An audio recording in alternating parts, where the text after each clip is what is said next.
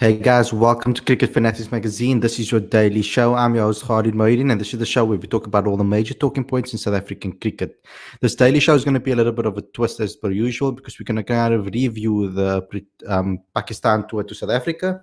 I'm talking about the Proteas Women tour. So that's going to be an excellent series that I hope we're going to be able to see on SuperSport. I'm going to find out what all the details are around us watching it in South Africa, because that will be obviously an excellent opportunity for us to see some women's cricket and see some of the next generational talents, or just our Proteas women back in action again. We don't know exactly what the squad is going to look like. We don't know necessarily what the team is going to look like. So we're going to have to wait and see until they announce that officially.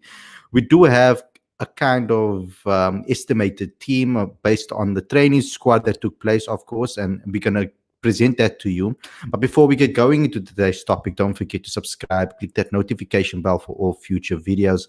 If you guys are available to join our Patreon, please do so. You can become a patron today. The link is in the description to do that too. So let's get into the discussion. So obviously we know that Pakistan is going to be touring South Africa. All the games are going to be played at Durban at Kingsmead. So it's going to be amazing to be able to get a different type of cricket for women. I think it's going to be a test for them. I think in those conditions, on that pitch, it's going to be quite a test. And as well, being in one venue at one time, bio-bubble for the entire period, it's going to be very interesting for us to be able to interview some of these players and get to know what it was like to be in that bio-bubble, etc. But so what I'm going to do today is I'm going to bring on a friend of mine to come and help me out over here, of course. You know that I love to do so. When we're talking about series, we talk about it more in depth in that way. So I'm going to bring on Emily Norris, who's going to be doing majority of the coverage for the Proteas Women games. I'm going to help her out here and there where I can, of course, and we'll do a couple of daily shows as well. You will recognize her from our Offside Maiden show, which is an excellent show on a Thursday evening, an all-women's podcast. Welcome to the show, Emily. Hi, Khalid. Thank you for having me on your daily show. Yeah, no problems. Nice to see you again. We got Werner saying, hoping there's some good weather at Kingsmead, and I think yes, we're hoping that too. Because I mean, Kingsmead it's forever raining. I'll remember that when I was there actually for the South African games back in I think it was in 2017, 2018 season. It was quite hectic. There was a lot of rain happening. Yeah. I always speak about it because I'm speaking about the fans, and I'm saying it was one of the games that I went to where they were the stadium was sold out for a T20 game, and yet I look around and I'm like, there's no fans in the stadium, and I'm like, where all the fans? And I go outside. To the eating areas, and everybody's there for the majority of the match. And I was like, oh, what's going on here? But I mean, I think Durban must be one of the... A test match in Durban is really nice to watch. Yeah, but Durban's it must be... Durban and England are the two places that wouldn't want to play cricket at. It's always raining. Yeah, no. Durban's a nice place to go to, of course, is tour as well. Shaka Marine World and all of those places over there. The beaches, very hot there though. But a very nice place to go to and to tour in certain areas, of course, like in any city. But let's get going and let's start talking about this particular series. I mean, it's been a long time since the Proteas obviously played, Emily. Over a year since they played. New Zealand was the last time that they played against New Zealand in that series. They obviously, you can just give us some insight about that series. What stood out for you about that particular series? Yeah, so they obviously played a few T20s and some ODIs as well. It was a good series for us. We took the ODIs 3-0, and then New Zealand came back. The other White Ferns came back to take the T20s 3-1. The last one was unfortunately abandoned. It was a good series. Danae obviously performed a bit for us. Unfortunately, we're not going to have her now. She performed.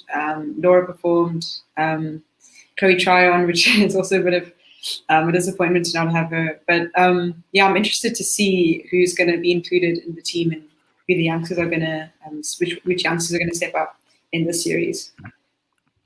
We often see it in cricket, in the men's game as well, where before a major tournament, so obviously New Zealand. That was before the World Cup, of course.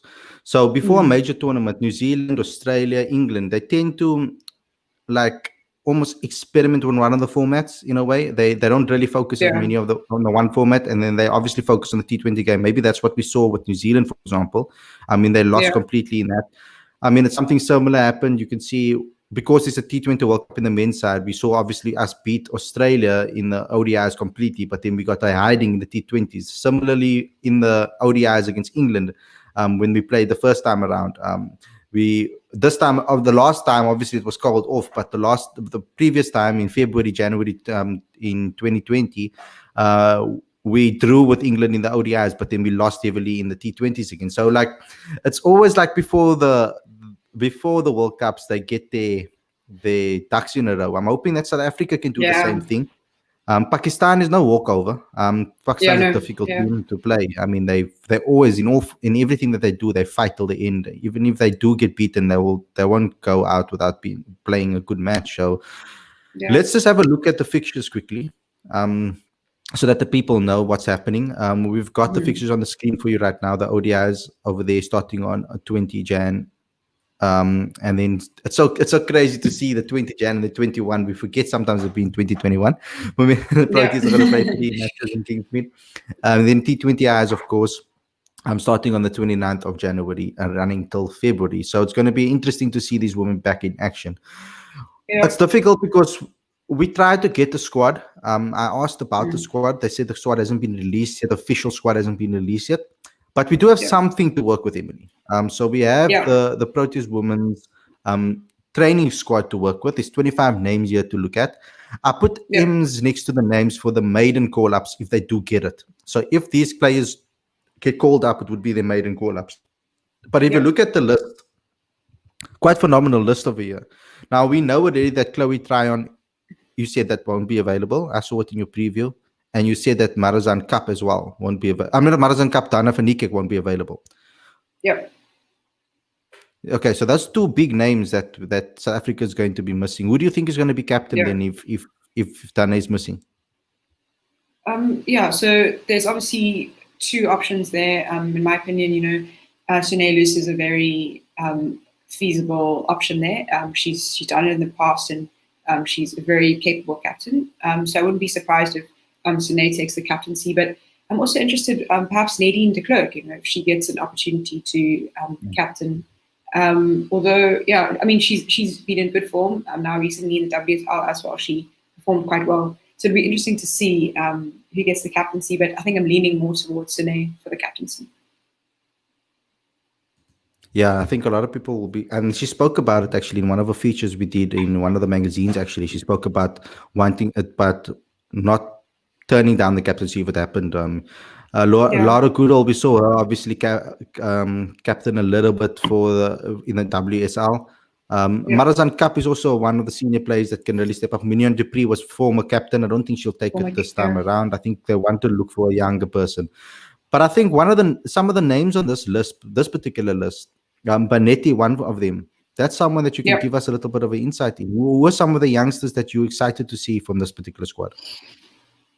So of those names there with the M's next to them, I really would like to see Nobulum Kubanetti and perhaps Janae Vinster. They were both in the WSL, and of course Banetti taking the top wicket taker of the tournament.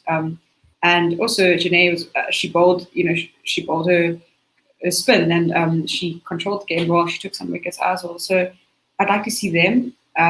Obviously, Nobulumku could be a really good asset, coming with good form, and having Marazan Cup back in it as well. They'll be very happy to have her back. And yeah, she's a great pace bowler and always does well for us. So it'll be interesting to see which of the youngsters come in. I'd love to see Faye, of course. Maybe Kirsty Thompson, Annika Bosch. But yeah, it'll be interesting to see who the final squad is. Yeah, it will be very interesting to see that. A lot of talent. I mean, even when you look at Tumi as well, the type of player she is and the type of mentality she has, a proper cricketer, brilliant cricketer. Obviously class as well. Yeah, we got class as well. That's in that particular squad. I'm really excited to see what squad it is, but I'm expecting South Africa to really take it to Pakistan. I think they should really stamp their authority and show that they can be world-class team.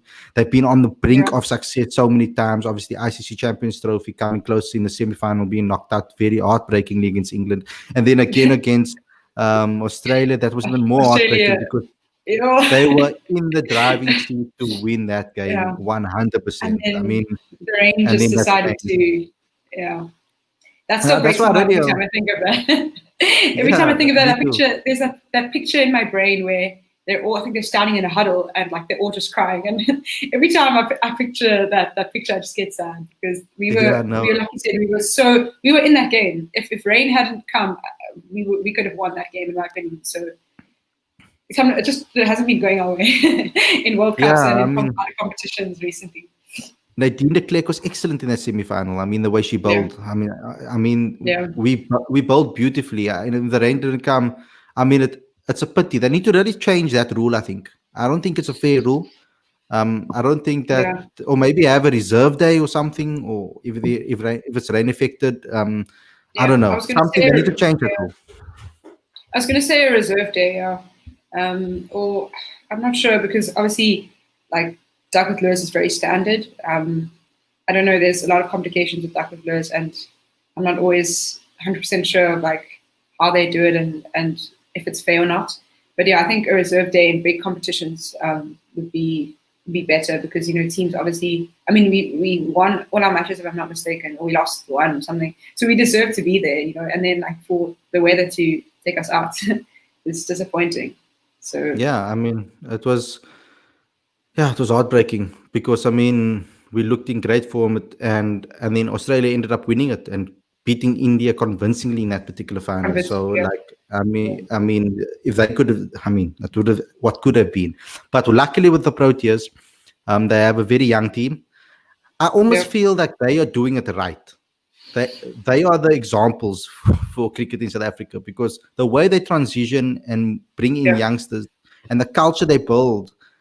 I've spoken to a lot of youngsters in the Proteas Women setup, and they've all said how flawless the transition is from being a youngster coming into that senior side, and then you have senior guys around you, and then they just transition easily into the setup. It's amazing to see that, and I yeah, think the men can actually learn from that the way the women actually do that. In fact, and this is my opinion, but I feel almost like the women are going to be the first people to win a major trophy. I think the women will probably win it before the men. Given yeah, that there's so much transition happening with the men's team at the moment, and we're also trying to refine it, I think the Proteas women are kind of more settled than the men are at the moment. But let's see what yeah. happens. Maybe I'm completely wrong. Maybe we win the T20 World Cup and then in India, and then it's You all a never know. different story. So Yeah. tell me what you expect from this particular match in the series. What did Hilton Moring say in his press conference? I know you attended that. Hmm. Um, so yeah, like I mean, like we've been saying, they play the ODIs first, and the last ODI series we played was against New Zealand. So it's going to be tough because I mean, okay, a lot of them have played. They've played WSL and they've been training and other stuff. So they should be fit, but it's going to be interesting to sort of get out on the park. I think one of the things Hilton was saying is that you can practice as much as you want. You can put in as much preparation as you can, but it's different when you actually get out there and you play the game. So yeah, it'll be. I mean, I'm pretty sure they are fit enough, but obviously practicing and being in the middle with your own teammates is different to actually getting out onto the park. But yeah, I enjoyed attending that press. Obviously, that press conference was virtual. It wasn't a one in real life, but it was still a good experience getting insight from Milton. And I think another thing he was saying is that, like you were saying earlier, Pakistan they're a good team, and you were saying that they're gonna be looking to win just as much as we are going to be looking to win. They're going to be coming out putting in their best performances, and we can't. We're going to have to put in our best performances too in order to beat them. So yeah, we shouldn't just be assuming that they're going to be an easy team to beat because they're not. Yeah. What I love about South Africa and the Proteas women's team as well is a lot of all-rounders in that side who can Mm. really, they can hold the bat, they can bowl. Got quite a few Yeah. spinners in the side. We've got, I mean, a world-class bowling attack with Marazan Yeah. Kapp and Shabram Ismail, as well as Ayabonga, Boyanga Ayabonga Kaka. Kaka. Yeah. Bunga Kaka is very good. Panetti coming through the system is Yeah. very good. I mean, Sunay Lewis with a little bit of floaters. I mean, I would like to see Sunay Lewis get a little bit more consistency though. But she loves those floaters and it catches out a lot of bats, but she gets wickets. But I would like to see a little bit more consistency and control from her. Dana Fanik is excellent, but I wish she was playing. She's actually one of my favorite players. We got the world class batsman in Laura Wolfart. I mean, what I love about the women as well, and Emily, you guys will speak about it a lot more maybe on tomorrow's show, but I want to talk about women's cricket in general. Um, why I love it and why I see the passion in them so much is because they're playing, it's their life. I mean, I've seen how they don't get paid a salary with regards to cricket. They're playing for the love of the game. They used to have to use their own petrol to get to practices, etc., and to get to venues. I don't know if you guys saw the Laura Goodall advert on TV.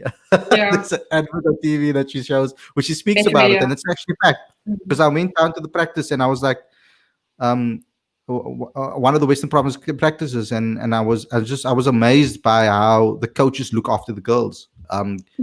Gabby Lee van der Westhuizen as well as Claire, they take care of them. The players chip in sometimes for some cool drinks and some maybe some snacks as well. So it's amazing that they do this, and they have full-time jobs, or they're studying full-time and doing this as well. It's not a full. They can't really. They're not getting paid at all for it, so it's all for the love of the game, and I think that's fantastic. And I think that passion comes out when they play. I mean, you were a cricketer as well. You play club cricket. What are some of the experiences that you've picked up on?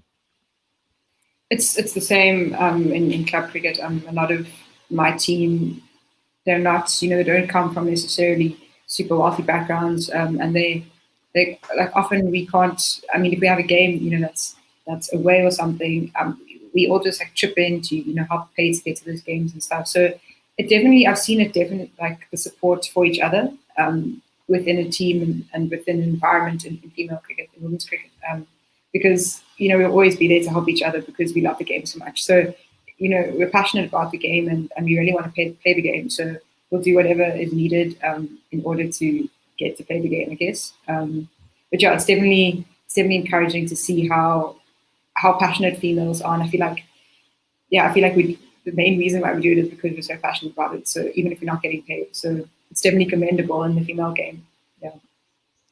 So guys, please to go over to Cricket Fanatics magazine tomorrow night at 7 for the Offside Maiden show. Emily will be on that show as well. They'll be talking about the Pakistan tour, both men and the female tour. So go ahead. Just please put a reminder on for that tomorrow when I put it up. I'll probably put up the stream early tomorrow morning or in the afternoon. So just keep an eye out for that. Just remember at 7 o'clock on YouTube. Thanks a lot, Emily, for your insights on this, and just to give a quick review of what is happening. Thanks a lot for everybody for tuning in. Please, guys, go to Patreon, become a patron today. The link is in the description for that. Don't forget to like, comment, share, subscribe, and click that notification bell for all future videos. Please, in future videos, please contribute with a super chat. In the bottom right-hand corner, there's a $sign. You can help us out by giving a super chat, and you can have your comments highlighted on the screen, or you can purchase a quick emoji. Don't forget to download the latest issue of the magazine that is out now, issue 7. It's all about makings of a test cricketer. Go look at that particular issue. Emily even has an article in that magazine as well about the WSL, which she gives an amazing summary on everything else is there as well. Go to cricketfanaticsmag.com for all of your updates. And if you have a business and you know anybody that has a business, especially small businesses, we're trying to help you guys during this tough period. Everybody's struggling during this period, so we're going to try to help you out with your marketing, with your brand promotion, etc., etc. There's a full free video on this channel tutorial on how we can help you make more sales online, even if your business is offline. So please go ahead and check out that tutorial. Thank you, Emily. Thank you to all the fans out there, and we'll see you guys again tomorrow. See you, everyone.